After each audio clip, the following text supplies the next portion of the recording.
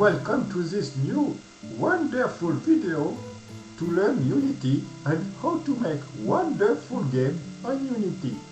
So today I will learn you how to add a sphere in Unity. A sphere.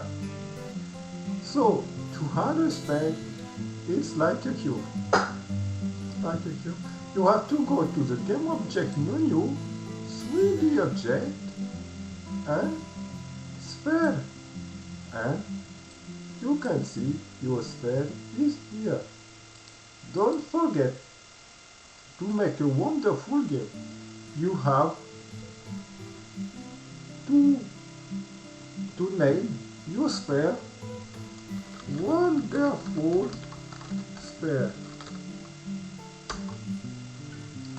Okay, don't forget to like the video and subscribe.